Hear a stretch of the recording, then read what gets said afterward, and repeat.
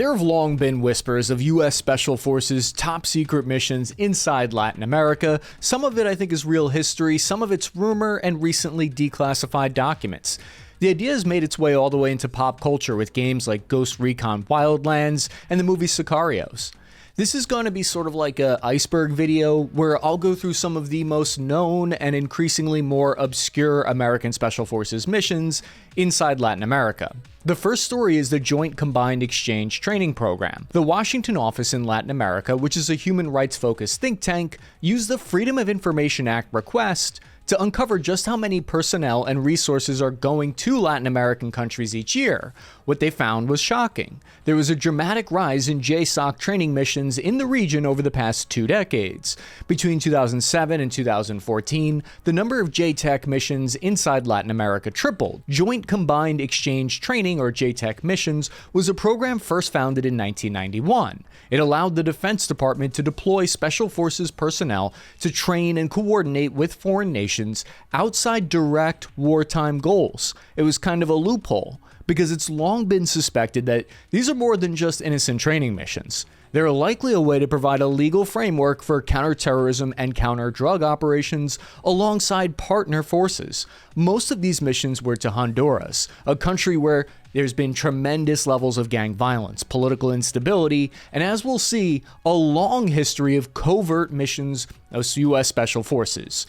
Now, 21 JTEC missions deployed here.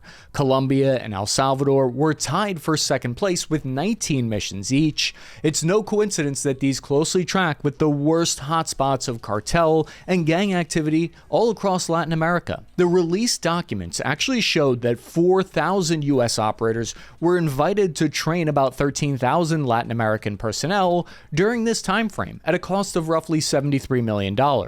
While the exact details of these missions are still classified, even to the FOIA request, we know that they were teaching urban combat for foreign internal defense, as well as gaining regional access with a minimum footprint and enhancing U.S. influence in host countries. And we'll see these training missions are tame compared to some of the ones we're about to get into. But first, I want to tell you about this video's beautiful sponsor, Odoo, the online business management platform that provides entrepreneurs an all-in-one application to simplify the day-to-day operations of their business. Everything from website building to inventory and accounting, Odoo provides all the tools necessary to launch and run your business, and the best part is, the first Odoo application is free for life, including unlimited hosting and support, letting you create a vivid site for your business easily and efficiently, and yep, you guessed it, completely free. They even offer a free personalized domain name for 1 year. With the Odoo website configuration, you can build your site in 4 quick and easy steps. Define goals, pick color palettes, and insert your logo, add your pages and features, and choose your theme. And just like that, your online business is up and running. The platform couldn't be any simpler to use, just a few clicks and your site is ready to go. Odoo even integrates ChatGPT to help write, reword, or even change the tone of your copy. No more writer's block. Click the link below to jumpstart your online presence today. Combined, the population of 32 different countries across Latin America is over 660 million people, roughly 8% of the world's population. By 2021, there were about 62 million people from various Latin American countries living in the United States and calling it home, or roughly 19% of the total population. These two regions are closely tied together politically, economically, and culturally, and that's where the United States 7th Group comes into play. So the way it works is there are 7 different U.S. Special Forces groups, and each one focuses on a different region. 10th Group, for example, specializes in Europe, including Russia. 7th Group is focused on Latin America and Southern Command. This means that they learn languages, cultures, customs, and the history from the countries in this region before they deploy there. 7th Group is now headquartered in Eglin Air Force Base in Florida, and they learn either Portuguese or Spanish as part of their job. This unit's role in Latin America was expanded starting in the 1980s, when President Reagan took a more hardline stance against communist activities in the Western Hemisphere. The mission in Honduras are some of the most sensitive and classified and downright wild to this day. But we know about one of the most insane operations because former Delta Force operator Eric L. Hanley revealed exactly what he did there. According to him, he was deployed to Honduras in 1991 to train and advise their special forces in direct combat. The U.S. Delta operators were sent on a mission to intercept and destroy roughly 100 Honduran Marxist Cuban-trained guerrillas that had infiltrated from Nicaragua. Working alongside local Honduran troops, they tracked the Marxist fighters to a mountain base. His team opened fire on them, and during the battle, Hanley claims that he spotted one of the fighters with a radio. He shot and killed the man. After the fight, it turned out that the man he killed was none other than David Baez. The identity of this man blew me away. Baez was actually a Nicaraguan-born American citizen who was a former U.S. Army Special Forces operator. Hanley had even met the man years prior back in the States during Delta Force selection courses. Baez left the U.S. Army, defected from 7th Group Special Forces, and joined the other side, because the side the U.S. was fighting with had executed his father. Baez saw himself as a Che Guevara type guerrilla leader. It was like a real-life Apocalypse Now, Heart of Darkness story. However, former Green Beret Greg Walker's research shows something much darker might have happened. David Baez was captured alive along with 35 other prisoners. The Honduran general gave an execution command, and an unnamed U.S. official agreed to the execution order. Baez was then executed by Honduran soldiers. Evidence for this comes from a declassified CIA internal investigation. Even though it's heavily redacted, it reveals several guerrillas were executed by pistol. Now, the entire mission is controversial even to this day, but I think that it shows at the very least that the US government was far more involved in the fighting in Honduras than they publicly claimed at the time. Most people have no idea that American soldiers were engaged in limited combat in the region throughout the Cold War against other foreign-supported forces. So Greg Walker, a retired Green Beret, revealed how special forces were routinely shot at in El Salvador while on top-secret missions in 1981. President Reagan sent the 7th Group to train El Salvador and help grow El Salvador's security forces from 12,000 to 55,000. Later declassified CIA documents would reveal that these organizations developed into paramilitary groups that were known as the Salvadoran Death Squads. Some sources claim they killed as many as 75,000 people. The mission back then was centered around countering communist-backed forces. They were so undercover that in 1986, the US military denied giving them combat infantry badges, which is something that proves that you are in combat. According to SpecialForces78.com, which is run by retired SF guys, the Green Berets who served in El Salvador self-described themselves as the Double Nickel. By 1982, a mission of 55 Special Forces advisors had a budget that was increased to $80 million annually. They were fighting against leftist guerrilla forces who were from the FMLN. They turned out to be better organized and better trained than the US anticipated. They were backed by Cuban, Nicaraguan, North Vietnamese, and even East German advisors from the Soviet Union that were provided to them. Basically, the way it worked was that the Reagan administration avoided anything that would trigger a congressional review of the operations by special forces there. So they were informally promised none of the advisors would be in combat, but they used loopholes to get around this. An additional 75 CIA operators were deployed alongside them. Medical SF soldiers were also not included in the count, and the total number of operatives may have been closer to 300 in El Salvador. According to Greg Walker, himself a veteran of the conflict in El Salvador, he says that there were Purple Hearts issued in El Salvador, but that those killed in action were often misrepresented by the US government. For example, on March 31st, 1987, a guerrilla unit attacked the Salvadoran Brigade headquarters at El Paraíso.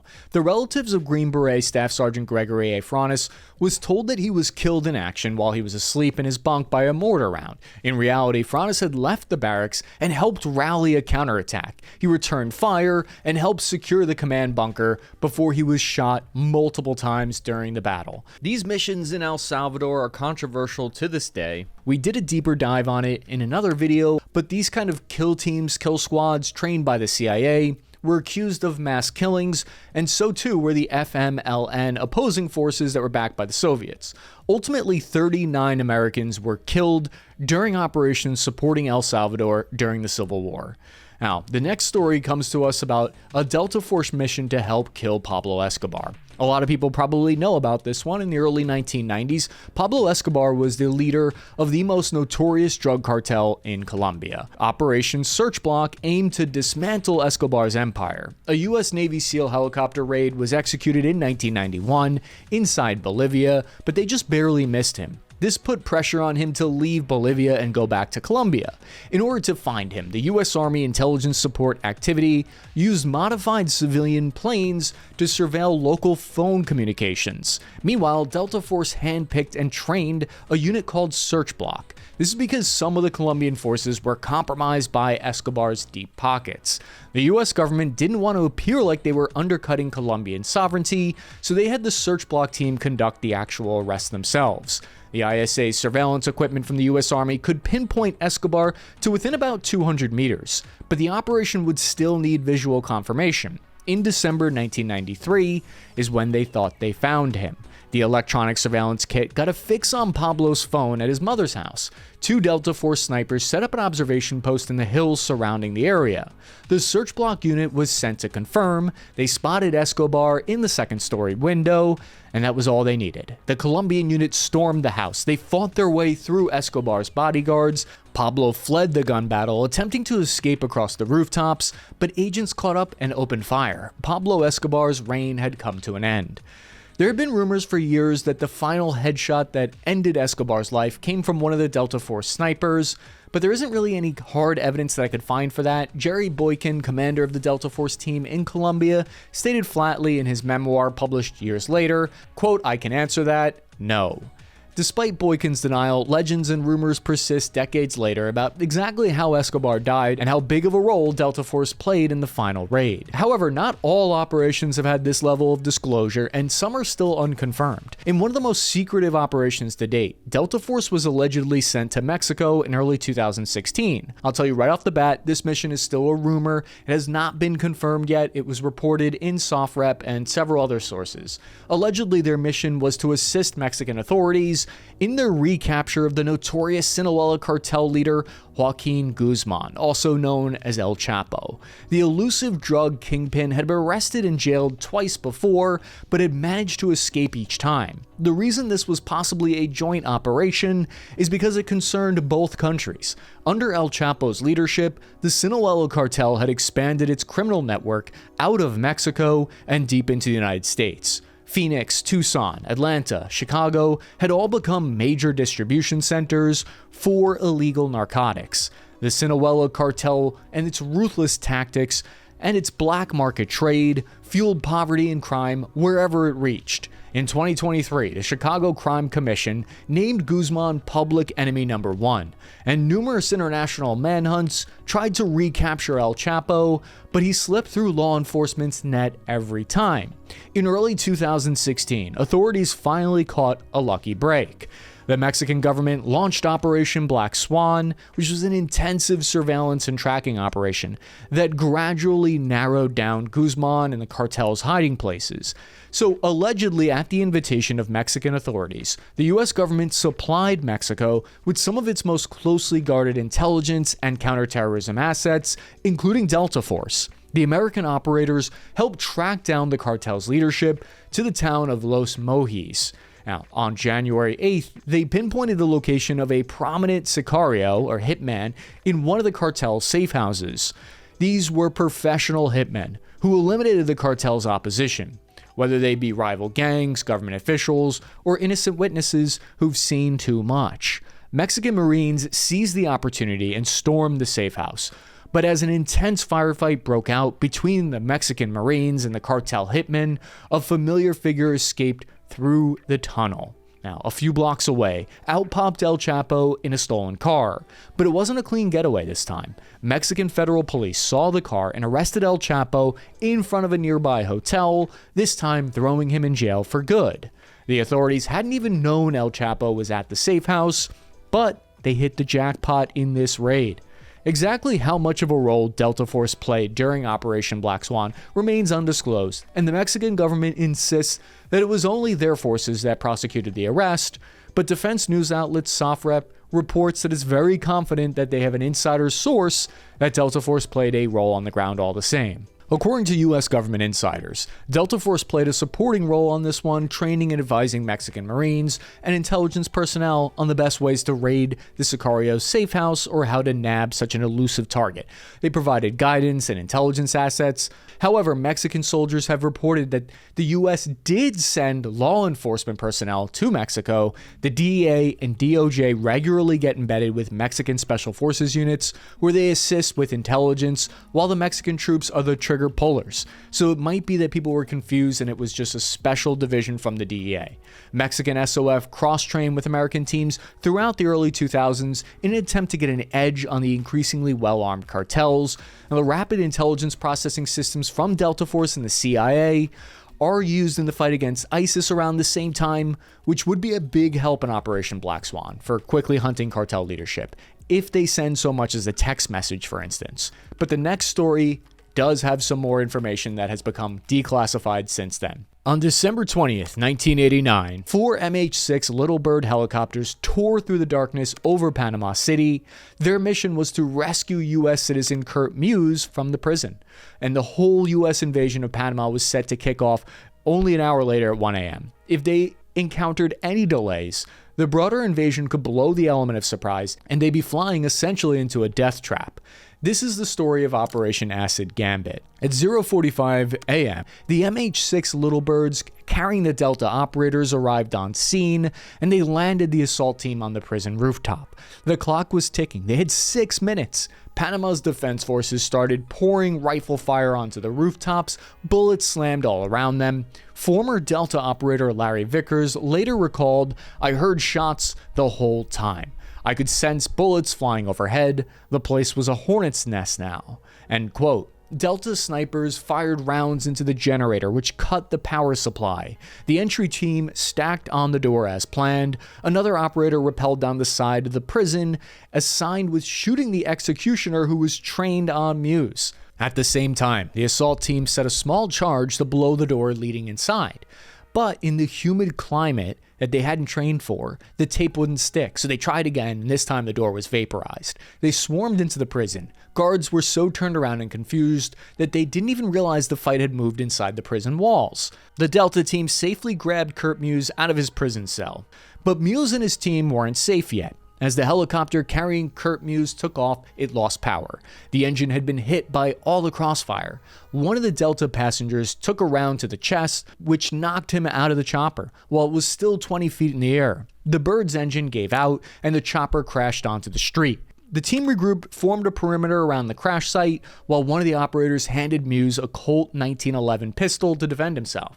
A U.S. infantry lieutenant had been looking in the right direction when the chopper went down. He was part of the main invasion, and directions from overhead from the planes led his convoy of American 113s to reach the Delta team.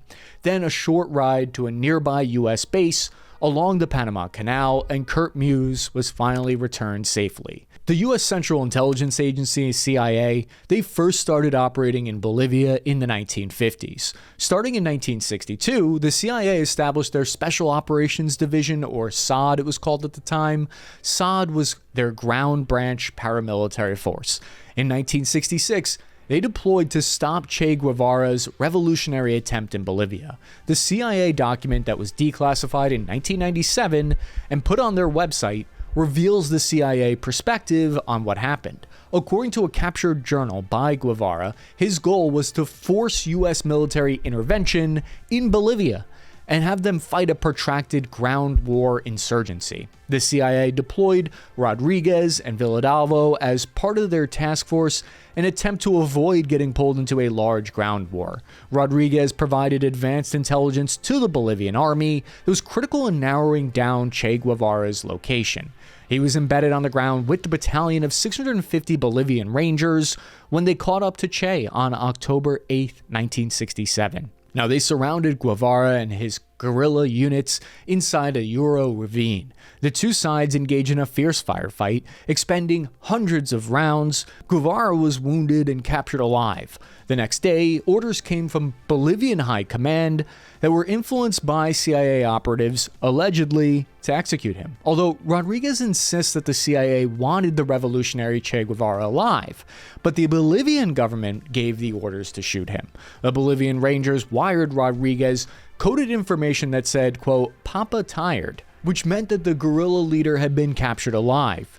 He went to where they were holding him. Now, Rodriguez was interviewed years later, and he said, quote, "I tried to save him, Che, but to no avail." CIA operative Rodriguez claims the U.S. government gave him direct orders to keep Che alive, and that they had, quote, "a helicopter and planes waiting to take him back to Panama to be interrogated," end quote. A Bolivian soldier was allegedly chosen to carry out the execution. Other reports indicate that the U.S. government didn't care if he was captured or killed, and that his death would help stop revolutionary movements across Latin America. Since then, an extensive amount of CIA wires and documents have been declassified by the U.S. government surrounding the mission. However, this next mission is a more recent and still murky as to what exactly took place. So, Operation Golden Pheasant was a mission that I was totally unaware of until I researched this.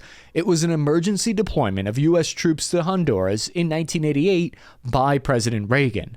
U.S. forces parachuted in as a response to Nicaraguan attacks on Contra logistics in Honduras. So let me explain that. The relationship between Honduras and the Sandinistas in Nicaragua during the 1980s was tense, to say the least. The Sandinistas was a leftist group that took control of Nicaragua in 1979. They were opposed by the Contras, who were a rebel group that was supported by the United States and based in Honduras. So that's all the background you need to know. These weren't just American special forces here, although it was. It was also 5,000 light infantry, some from the 82nd Airborne, supporting 12,000 Honduras troops against the Nicaraguan Sandinistas.